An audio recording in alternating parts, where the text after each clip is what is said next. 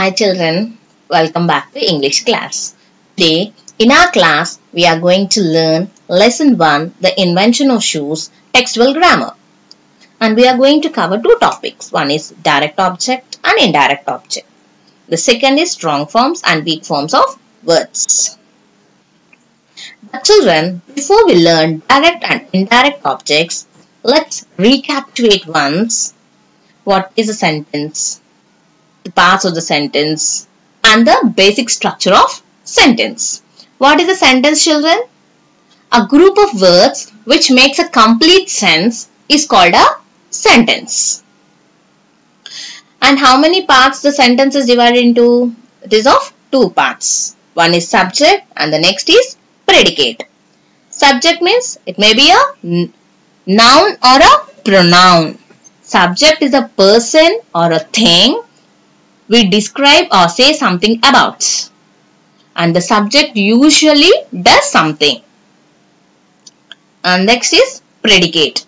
Predicate is the rest of the sentence that gives us more information about the subject and always includes the verb. In short, in simple, if you want to say means subject means the head part of a sentence about whom we are talking is a subject, children. And predicate, the rest of the part is called a predicate, and always a predicate includes verb. And a sentence, the basic structure of sentence is subject, verb plus object. Subject, as you know, the noun or the pronoun which we are about whom we are talking about in the sentence, that is the subject. Next is verb. Action word is called a verb, and the object is the receiver of the action is called object. First of all, let us know what are direct objects. A direct object is a noun or pronoun that receives the action of a verb. Direct object asks two questions about verb: who or what. Finding direct objects.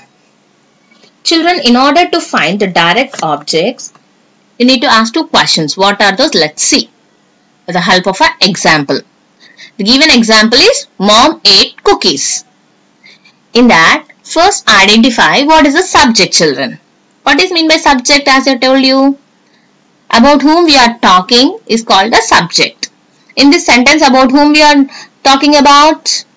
Very good, Mom. So, Mom is the subject. And next, identify the verb. Means the action word. What is the action word? Ate. Very good.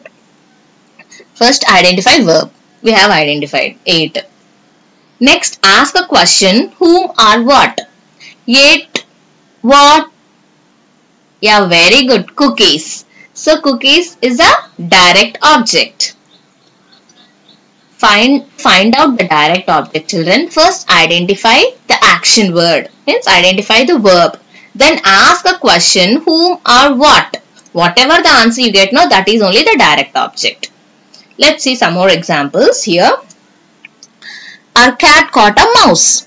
In that, what is the verb? Caught. Second step.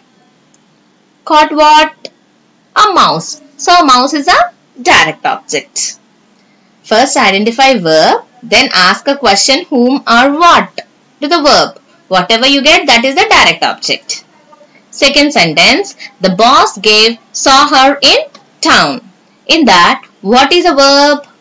Saw. Saw whom? Her. So, her is a direct object. Now, let's know about indirect object. The recipient of the direct object is called the indirect object. Remember, children, in order to find the indirect object, there are two questions you must ask. The first is, does the sentence have a direct object? And the sentence must have a direct object in order to have a indirect object. Means first what you have to ask a question, you need to check whether the sentence have a direct object or not. Because in order to have an indirect object, there should be a direct object present in the sentence. Without a direct object, there will be no indirect object in the sentence. There may be a sentence without an indirect object, but there should be a direct object along with the indirect. And the second is, you need to ask to whom, to what, for who, or for what was the action done. This answer will give you the indirect object. For direct object, you ask a question, did you remember children, what or whom, right? To find out the direct object. In order to find out the indirect object, you need to ask a question to whom, for whom, to what or for what. Then whatever the answer you get, no, that is only the indirect object. Let's see with the help of the example. He gave the pirate a chance. First, identify verb, children. What is the verb there? Yeah, gave is a verb. Gave what? A chance. So, a chance is a direct object. To whom? The pirate. So, the pirate is a indirect object. Now, let us find out the difference between direct and indirect object. For better understanding. Direct object is something and it always comes after the verb or indirect object. And there will be no preposition for direct objects. Whereas indirect object is someone. It may be a name and it comes after the verb or direct object. And it has a preposition to or for. Remember children, always a direct object is a thing, whereas indirect object is a person, is someone, it is a name. And while asking a question to find out the direct object, we didn't use any preposition children, just we asked whom or what. And is there any preposition there? No, it's not there. So for direct object, no preposition. But whereas for indirect object, there will be a preposition. We have asked a question to whom or for whom, to what or for what. That is the questions we are asking, no. So there we are using a preposition. Here we have example. Let's see the example, ma. Martha bought some chocolates for Nick. In that, what is the verb, children? What is the action word? Yeah, very good. Bought is a verb there. Martha bought what? Some chocolates. So, some chocolates is a direct object. Here, see children, some chocolates are the thing. So, it is a direct object. Indirect object, what is the question you need to ask? Bought for whom? For Nick. So, Nick is the indirect object. See, Nick is the name of a person. So, here while differentiating, we said no, for indirect objects are someone, whereas direct objects are things. Hope you all understood. Okay, now let's revise the help of the given examples. One exercise in page number 6 in textbook. You have children this exercise. Circle the direct objects and underline the indirect objects in these sentences. The 6 sentences are given and you need to identify the direct object as well as the indirect object. Okay, shall we start doing? Okay, let's see the first sentence. Arav gave his friend a painting for his birthday. In that sentence, in order to find direct and indirect object, first step what do you have to do, children? Yeah, we need to identify the verb. What is the verb there? Gave is a verb. Gave what? Gave what? A painting. So, a painting is a direct object. So, this I have marked in red lettered, highlighted with a red color, but you circle this. A painting you need to circle and you need to circle this. Next, we need to identify indirect object. To identify indirect object, you need to ask a question to whom or for whom. Gave for whom? His friend. So, his friend is an indirect object. Second sentence. Leela sent her father an e-card. First step, identify verb. What is the verb? Send. To find out direct object, ask a question what or whom. Send what? An e-card. So, an e-card is a direct object. You need to circle an e-card. Next, indirect object. Ask a question to whom? Send to whom? Her father. So, her father is indirect object.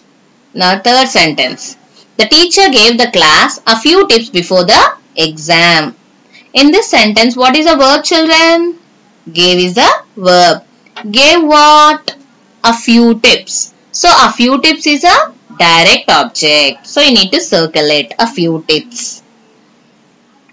Next, indirect object, ask a question. What question you have to ask? Gave to whom?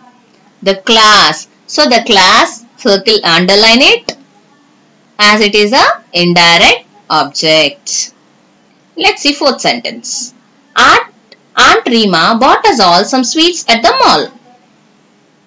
First, identify verb. Yeah, very good. Bought is a verb. Bought what? Some sweets. So, some sweets is a direct object. You need to circle it. Bought for whom? Us all. So, us all is a indirect object. Let's see the fifth. We serve the guests cool drinks and snacks. The verb is served. Served what? Cool drinks and snacks. So, cool drinks and snacks comes under direct object. In order to find out indirect object, ask a question to whom? Serve to whom? The guest. So, the guest is a indirect object. Last sentence. Will you give your mother a message from me? The verb is give.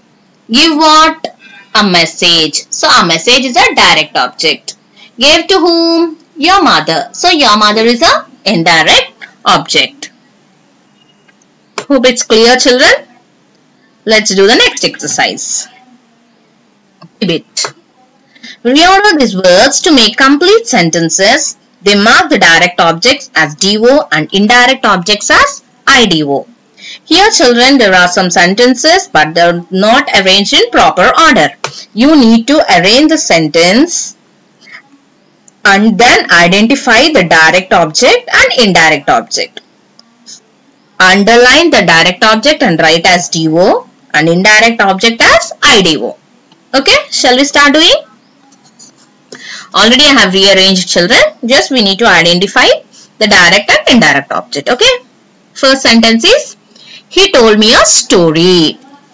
So what is the first step you have to do, children? Identify verb. What is the verb there? Told.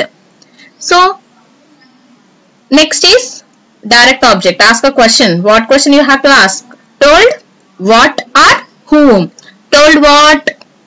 A story. So, a story is a direct object. So, underline a story and write DO. Next, to find out indirect object, ask a question to whom? Told to whom? Me. So, me is a indirect object. Underline me and write IDO. And second sentence, the coach gave the team the extra practice. First is verb. What is a verb? Gave. Gave what? The extra practice. So, underline the extra practice and write DO. Gave to whom? The team. So, underline the team and write IDO. Okay. Third sentence. Her mother baked her a cake. In that, what is a verb? Baked. Baked what? A cake. So, a cake. Underline a cake and write DO. Baked for whom? Her. So, her is indirect. IDO. Underline her and write IDO. Fourth sentence. The principal did not tell them the results of the contest. First, identify verb. What is a verb? Tell. Tell what? The results of the contest. So, the results of the contest, underline and write DO. Next, to find out indirect object, ask a question. Tell whom? Them. So, them, underline and write IDO. Clear? The fifth sentence. Please pass me a glass of water. Yeah, what is a verb? Pass. Pass what? A glass of water. Right? So underline a glass of water and write DO. To whom? Me. So me is IDO, indirect object. Hope you all understood, children, direct and indirect object. Clear? Okay.